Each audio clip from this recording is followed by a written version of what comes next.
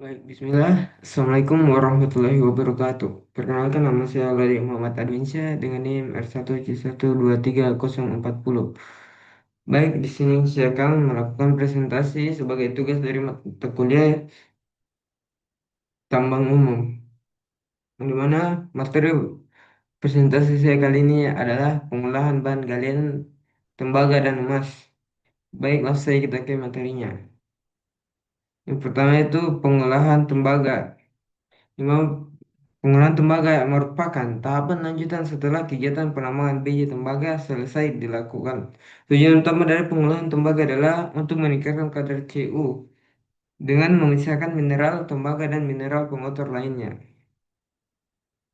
Eh, Pengolahan timah. Pengolahan timah dilakukan untuk memperoleh logam Sn dari biji timah hasil penambangan. Berbeda dengan tembaga yang umumnya berupa biji sulfida, biji timah umumnya berupa kalsiterit atau SnO2 dan banyak dijumpai pada endapan aluvial maupun primer. Oleh karena itu, pengolahan timah lebih menekankan pada pemisahan fisik dan pirometalurgi. Proses pengolahan tembaga. Tembaga atau CU merupakan salah satu hasil tambang yang banyak ditemukan di Indonesia. Setelah ditambang, tembaga diolah melalui dua cara utama yaitu pirometalurgi atau pengolahan dengan panas dan hidrometalurgi atau pengolahan menggunakan arutan. Proses pirometalurgi adalah pengolahan tembaga dengan menggunakan suhu tinggi yang berasal dari pembakaran bahan bakar yang dimana biji tembaga yang sudah dipisahkan dari kotoran atau tailing akan dipanggang untuk menghilangkan unsur belerang. Setelah itu, biji tembaga tersebut dilebur untuk menghasilkan logam tembaga. Seperti yang kita dapat lihat pada gambar berikut, yang dimana biji tembaga dimasukkan dalam mesin penghancur batuan yang setelah dihancurkan, tembaga tersebut kemudian disimpan dan dimasukkan lagi ke dalam pemanggang di mana pemanggang ini ditenagai oleh aliran gas yang setelah dilakukan pemanggangan, hasil pemanggangan akan menghasilkan konsentrat yang kemudian diolah di ketel mesin pembangkit energi atau yang biasa disebut dapur evaporatori.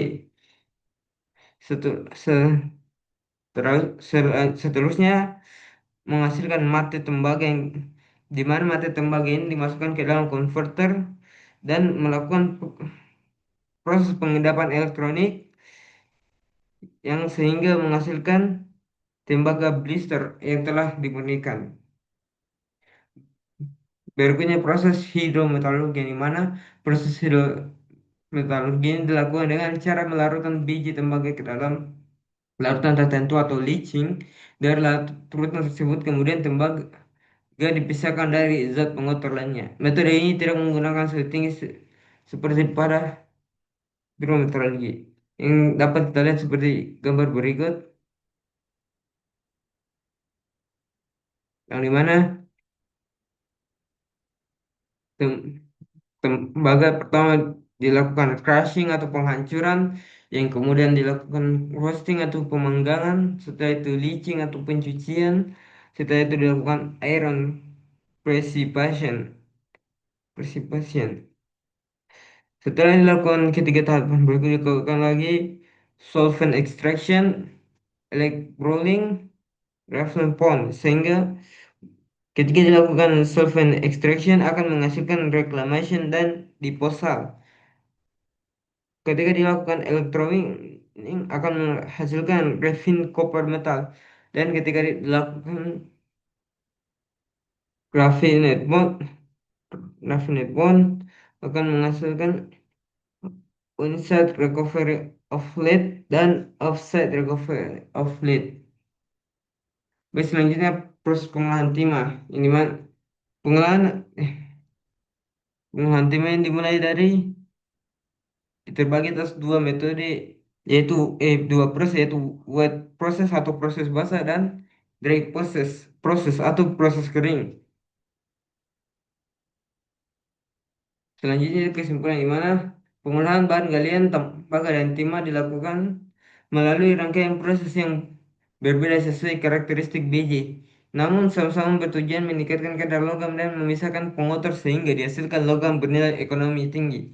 Pada tembaga, pengolahan dilakukan dengan dua rute utama yaitu pirometalurgi berbasis suhu tinggi serta hidrometalurgi berbasis pelindian dan electrowinning untuk menghasilkan tembaga murni dari biji atau material berkadar lebih rendah. Sementara itu, pengolahan timah lebih menekankan pemisahan fisik misalnya jigging, magnetic, dan high tension separator yang kemudian diikuti peleburan di smelter untuk memperoleh logam SN serta mineral ikutan seperti monazit, zircon, dan ilmenite. Mungkin itu yang dapat saya sampaikan, lebih dan kurangnya mohon dimaafkan. Akhir kata, billahi taufiq wal hidayah. Wassalamualaikum warahmatullahi wabarakatuh.